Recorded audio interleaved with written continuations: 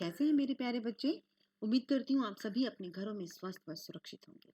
तो आज हम पढ़ेंगे कक्षा 4 में विषय गणित और विषय गणित में समय व कीमत का अनुमान। तो अनुमान का मतलब होता है कि हम थोड़ा सा विचार करके बिना बहुत ज़्यादा जमा घटा किए चीज़ों के बारे में सही सही उत्तर पा सकें। ठीक है, तो सबसे पहले हम देखते हैं चीलू का घर 10 साल पहले बना। हम समय की बात कर रहे हैं। पिंकू का 20 साल पहले, निक्की का 25 साल पहले, शीलू का 40 साल पहले। अब आपको बताना है कि सबसे पुराना घर कौन सा है। बताइए, सबसे पुराना घर कौन सा होगा इसमें से? जो 40 साल पहले बना है वो सबसे पुराना हो जाएगा। दूसरे क्रम पर पुराना घर कौन सा है? जो 20 साल पहले बना। हम्म। तीसरे क्रम पर कौन सा होगा? जो 15 साल पहले बना। वेरी गुड, मुझे आपके आंसर्स पता चल रहे हैं। और सबसे नया घर कौन सा होगा? जो 10 साल पहले बना। बहुत बढ़िया, वेरी गुड। ठीक है, तो हम अगर इसको एक टाइम लाइन में दिखाना चाहें, एक समय रेखा में दिखाना चाहें, तो हम इसको इस तरीके से दिखाएंगे। कैसे? कि सबसे पहले क्या आएगा? ये तो आज का समय है, सपोज प्रेजेंट टाइम, यानी कि आज का टाइम है। ठीक है, तो प्रेजेंट टाइम से शुरू करेंगे तो सबसे पहले 10 साल, सेकेंड नंबर पे 15 साल, थर्ड नंबर पे 20 साल और फोर्थ नंबर पे 40 साल। ठीक है, ये बन गया आपका समय का क्रम। इस समय क्रम को देख के आपको 1 मिनट में पता चलेगा कि सबसे पुराना घर 40 साल पुराना था, फिर 20 साल पुराना, फिर 15 साल पुराना, फिर 10 साल पुराना, यानी कि वो जो 10 साल पुराना घर है वो सबसे नया। ओके, इसको आप खुद से भर सकते हैं। चलो फटाफट, मैं आपको 15 सेकेंड का टाइम दे रही हूँ। चलो 20 सेकेंड का टाइम दे रही हूँ। ओके, तो वर्तमान समय में सबसे पुराना घर कितने साल का होगा? 20 साल का। ऊपर देखना है आपको, यहां से कंटिन्यू करना है। 30 ईयर्स, 20 ईयर्स, 15 ईयर्स और 42 ईयर्स। ठीक है, तो 30, नो नो नो नो, यहाँ पर कितना आना चाहिए बेटा? 42 ईयर्स। वेट, आप इसको रब कीजिए यहाँ से और फिर आप इसको एक्यूरेट। जी हाँ, और फिर अपना पेन लीजिए। करो करो, कोई बात नहीं, कभी कभी हो जाता है। This is 42 years. उसके बाद 42 या 42 के बाद 30 यानी कि 30, उसके बाद 20, समझ आ रहा है आपको, और उसके बाद 50। ठीक है, ये सबसे पुराने का क्रम है। अगर नए का क्रम होता तो क्या करेंगे? 15 से शुरू करेंगे, क्योंकि भाई वर्तमान समय के हिसाब से सबसे नया घर तो वही होगा ना जो सिर्फ 15 साल पुराना है। ठीक है, तो नए का क्रम दिखाना हो तो आप आगे से दिखाएंगे, वर्तमान समय के शुरुआत से, यहां से। ठीक है, और अगर पुराने का क्रम दिखाना है तो आप कहां से दिखाएंगे? पीछे से। याद रखिएगा। अब यहां पर हमें बताना है कि 100 रुपए का अनुमान, यानी कि नीचे दिए गए इन अंकों में से किसका जोड़ 100 बनता है। बता पाएंगे आप ये? देखते हैं। सबसे पहले हम यहाँ पर देखते हैं कि 100 में इकाई का अंक कौन सा है? 0। आपको पता है ना कि ये इकाई के अंक होते हैं। यहाँ पर फर्स्ट अंक इकाई का। ठीक है, तो यहाँ पर इकाई का अंक है 0, और इन संख्याओं में क्या है? यहाँ पर भी 0 है और यहाँ पर भी 0 है। तो 0 में 0 जमा करेंगे तो 0। तो हम ये कह सकते हैं कि हो सकता है इन अंकों का जोड़ 100 हो। ऐसे ही यहाँ पर करके देखते हैं। 5 और 4, 5 और 4, 5 और 4 9। इस संख्या में तो इकाई का अंक ही 9 आ गया है। तो क्या हम ये कहेंगे कि 65 और 74 का जोड़ 100 होगा? नो नो, बट इस फर्स्ट नंबर में यस। अगेन इसको ऐसे ही देखेंगे। 7 प्लस 3, 7 प्लस 3 10, 10 का 0। अगेन इकाई के नंबर पे, वंस के नंबर पर 0 आ गया है, तो इट मीन्स कि 67 प्लस 33 का योग है वो भी 100 हो सकता है, तो इट कैन बी 100। ये हम अनुमान लगा रहे हैं, ठीक है। अगेन यहाँ पर देखते हैं 4 और 5, 4 और 5 9, यहाँ पर तो फिर 9 आ गया। इसका मतलब क्या 84 और 95 या 84 प्लस 95 का जो जोड़ है जिसको हम ऐड करेंगे, क्या वो 100 होगा? नहीं होगा, क्योंकि वहां पर भी यूनिट नंबर में, इकाई के नंबर में 9 है, लेकिन 100 में तो कितना है? 0 है, तो ये नहीं होगा, नॉट पॉसिबल। ठीक, अब 4 सम्स मैंने आपको करके दिखाया ना, नेक्स्ट 4 आप करके दिखाएंगे मुझे, और मुझे कमेंट बॉक्स में आंसर बताइए कि क्या 50 प्लस 50 100 हो सकते हैं, 45 प्लस 45 100 हो सकते हैं। आपको पूरा जोड़ नहीं करना, आपको सिर्फ एक अनुमान देना है, एक एस्टिमेशन देना है कि हो सकता है या नहीं हो सकता। उसके लिए आपको सिर्फ, मैं फिर थोड़ा सा हिंट दे देती हूँ, जो इकाई के नंबर हैं, जो यूनिट के नंबर हैं, उनको ही ऐड करके देखना है इन सभी में। हो जाएगा? गुड, वेरी गुड, बहुत बढ़िया।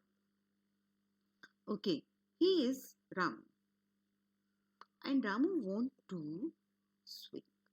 वो झूलना चाहता है। आपको हेल्प करनी है कि वो कौन से वाले झूले में झूले।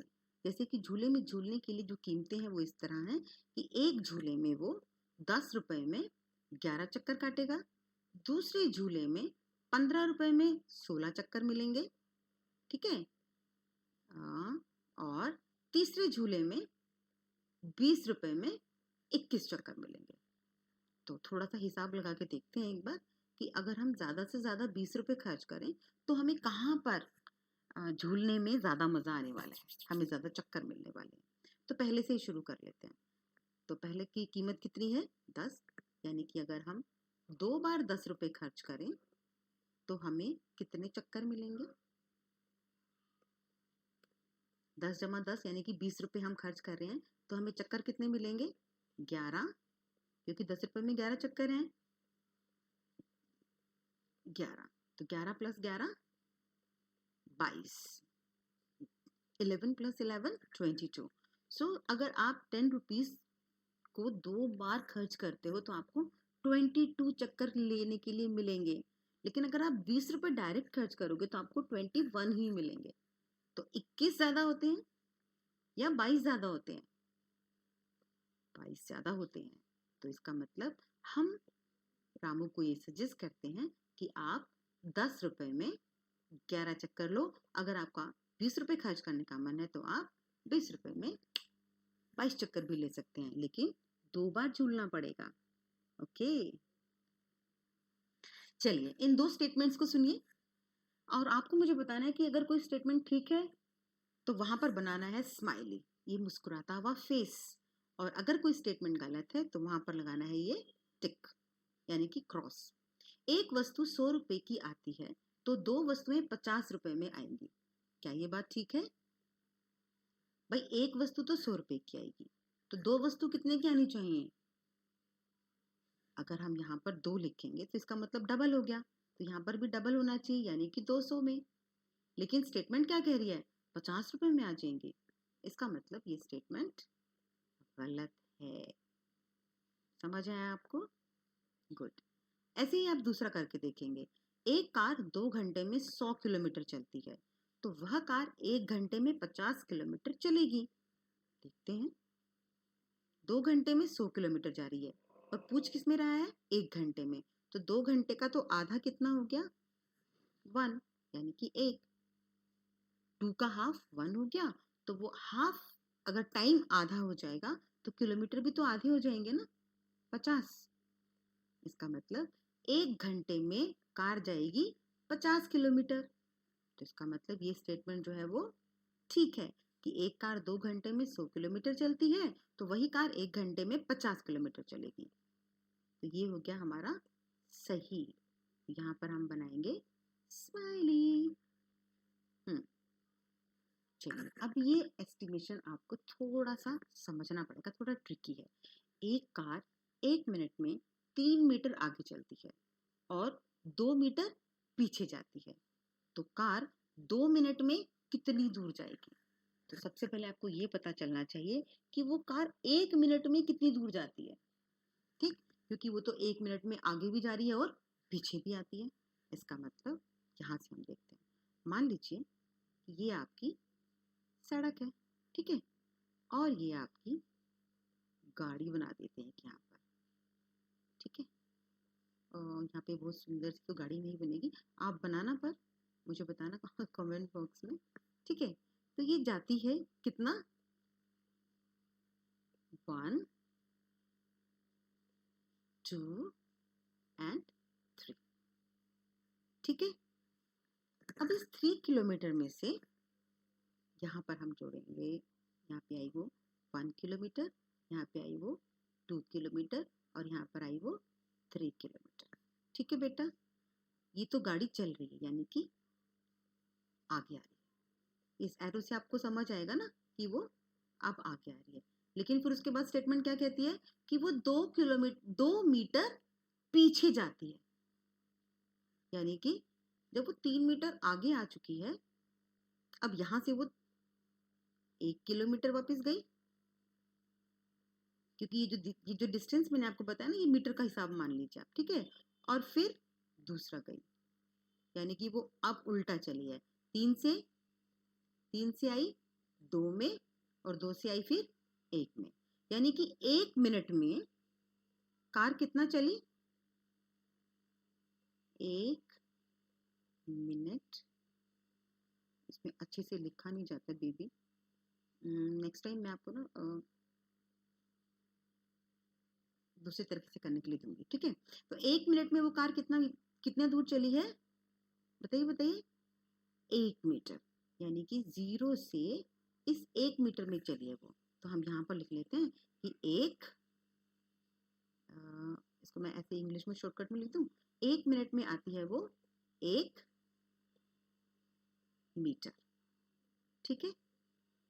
तो इजी है आपके लिए अब एस्टिमेशन लगाना कि 2 मिनट में कितनी जाएगी, 2 मिनट में कितना मीटर जाएगी, 2, क्योंकि वो डबल हो जाएगा उसका, 2 मीटर। तो आपका आंसर क्या होगा कि कार कितना चली,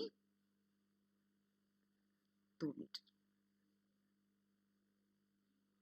ठीक है?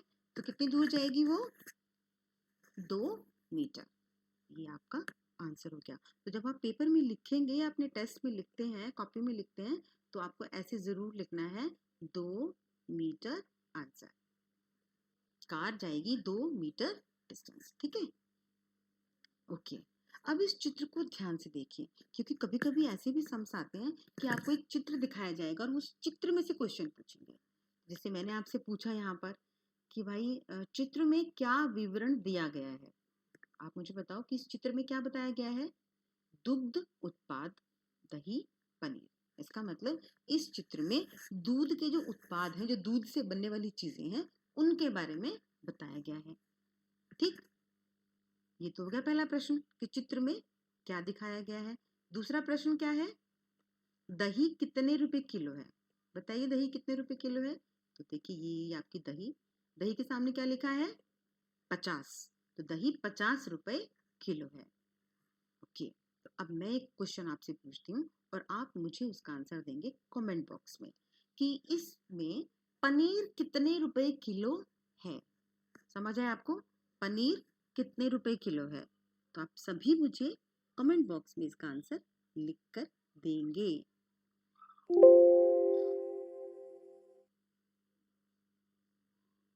आज की वीडियो के साथ इतना ही बेटा।